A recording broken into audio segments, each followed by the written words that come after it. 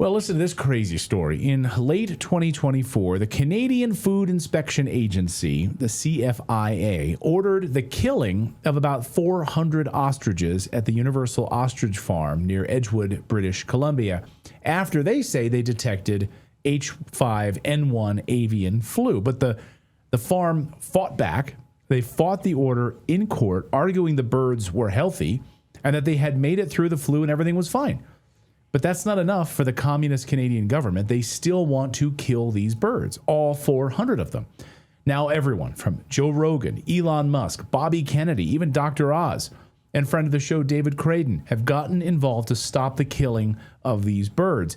And now you can add Redacted to that list to stop the communist government overreach in Canada.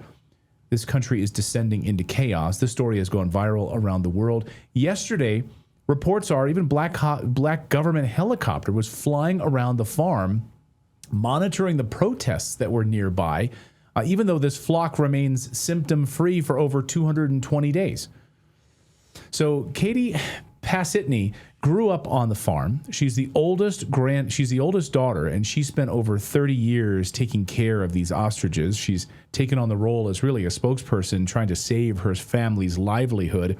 And she joins us this afternoon from British Columbia. Katie, great to see you here. Thank you so much for joining us. Thank you both for having us on. It's a really big deal, and it's a really big problem. And we're just fighting, and we're going to try and take this to the finish line. So you're in the 11th hour now because the government has said we are going to do this. There was an appeal. It was denied. So what is your Hail Mary at this point? Our Hail Mary is international support. You know, some of our biggest support has been international. It's been in the US, it's been in Australia, it's been all across the world. Canadians are really rising up. I keep putting out messages saying, rise up, Canada, this is our time. We are dealing with a broken policy. The Canadian Food Inspection Agency operates with excessive freedom and no accountability. When we're seeing that internationally accepted biosecurity protocols are putting the world at risk of losing natural immunity, it's a really big problem. Natural immunity has kept us alive for millions of years, and all of a sudden antibodies and natural immunity don't exist. They say that cattle, poultry, pork producers rely on international trade markets. Okay, well, we're not testing these animals for illness. We're just killing them. We're killing survivors, livelihoods, property rights, food independence. It's all at risk. Decades of genetics and work, regardless of health or recovery. We're losing our animals, and we're putting humanity at risk. With divide and conquer, I just keep saying it feels like our government is just trying to keep us distracted with all these other things going on in the world. But we do know that Canadian Food Inspection Agency, they take directives from the World Animal Health Organization, which is, I believe it's the OIE directives. And we're dealing now with international guidance. We're not looking out for our own country's best interest. Our farmers are getting steamrolled at an alarming rate. We are losing farmers, we're losing genetics. Our ostriches are not food consumption. We are not a poultry facility. We are not commercial poultry. We should have never been put in the poultry category. And we are fighting. We've only been fighting this long. For 232 days, we have healthy, natural immune, herd immunity animals that deserve the right to live.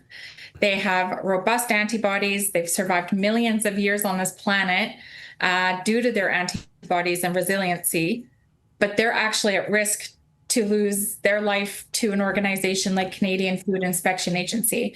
We've been screaming to please just let us test them. And they are threatening us 6 months in jail and a $200,000 fine per ostrich we test to prove their and health. Killing all of the birds on top of that. You test it yourself at your own expense? Yeah. I want to ask you about this antibody piece of this, and you mentioned that we're hurting humanity. And I think people don't understand this. that if there's natural herd immunity here with these birds, they're in many ways like a firewall against this disease, right? It's actually way better for these birds to exist and to protect us and other birds. Am I wrong about that?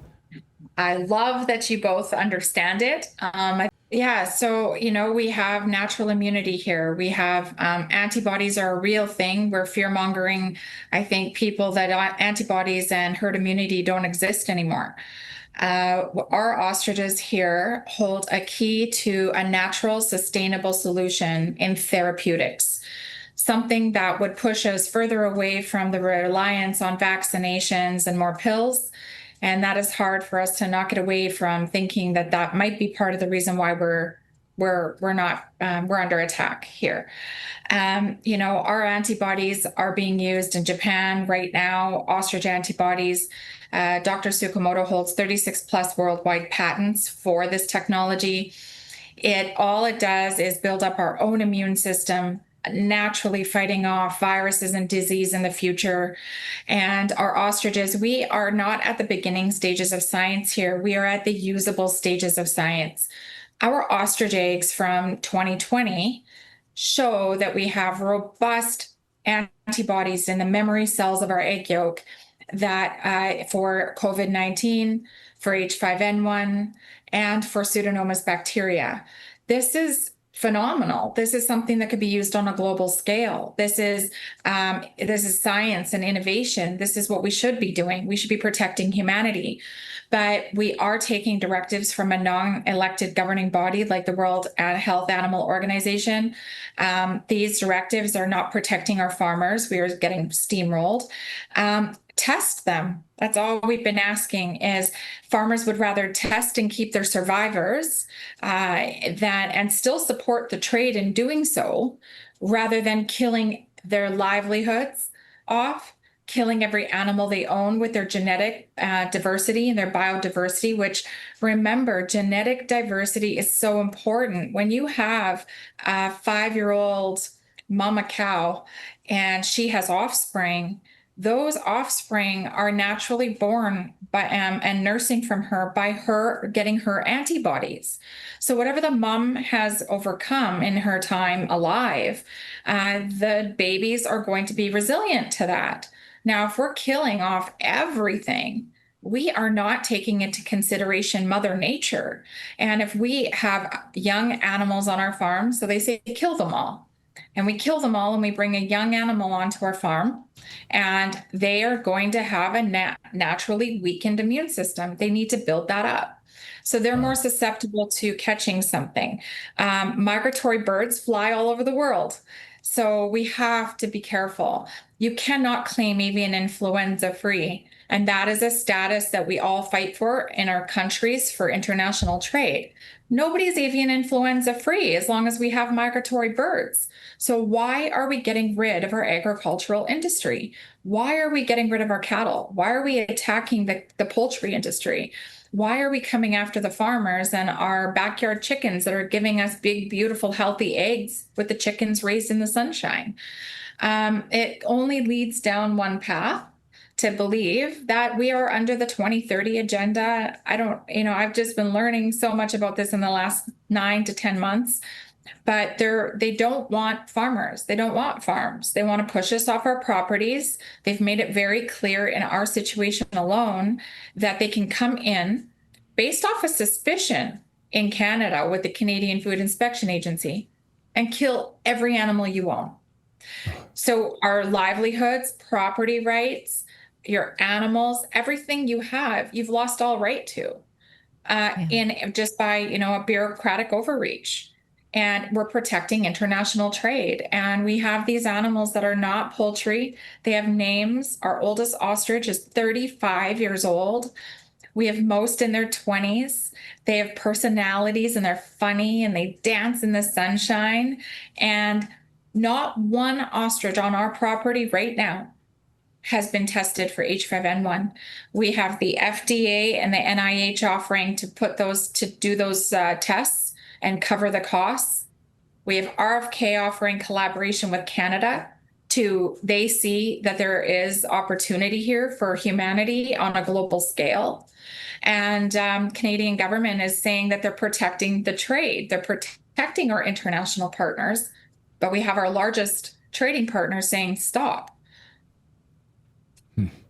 And I believe even Dr. Mehmet Oz has said he would take them to his ranch in Florida. And so, I mean, the fact that the government is saying, if you test them, we will fine you per one that we test, but we must kill them first, is almost all that we need to know. Right, at tells this you point. everything we need to know. There's no reason leading this logic at all. No logic to it. So the rest of us, now we notice when it says, how can you get involved? Americans can make a difference too. It's not just Canadians. Americans are being asked to speak to our own representatives. You can find more at saveourostriches.com. What do you think that American influence can do? And is there any other country that might exert any influence? There's no limit to what we can try, right? That's right. We're sitting at that 9th hour. Like you said, we're sitting here on minutes, not seconds, not minutes. And no farmer in the world should ever have to go through this, sitting on the edge of your seats with pure anxiety. Canadian Food Inspection Agency has said that they will come in when they want, do this how they want, and they will not tell us. And so international support is so important because it's all about international trade. If we can make some noise, this is affecting all of our food sovereignty and our generational farmers that have been dedicated to giving us nutritional food for years. And we need to protect that for our children and our grandchildren. And so you can get involved by, reach out to Secretary Kennedy and say thank you. Reach out to Dr. Oz and say thank you. Reach out to Trump. We've said, can we get some sort of immunity and somehow be allowed to bring our farm to the States? These animals deserve the right to live. You'll relocate your families to save them, which tells us all we need to know is that they are your family too. Exactly. Sorry, they are. Well, so sorry to hear about this. So please, maybe President Trump, he can call up his friend Mark Carney and tell him, put an end to this madness right now. Yeah, come on over in political asylum because you're being threatened by the government. Holy cow. Okay. Well, Katie, you have our thoughts and prayers there. We are pushing for it. We're trying to get the word out as best we can. Anyone watching this segment right now, if you're on YouTube, on Rumble, please reshare it with people. Post it on social media. Post it on Facebook. Tag representatives. This is a government tyranny that needs to stop. Katie, you have our thoughts and our blessings up there in Thank you British both Columbia. for giving us the time to share what's going on here. And thank you for everybody who has stepped forward and anybody who's willing to. All right. Thank you, Katie. Appreciate it.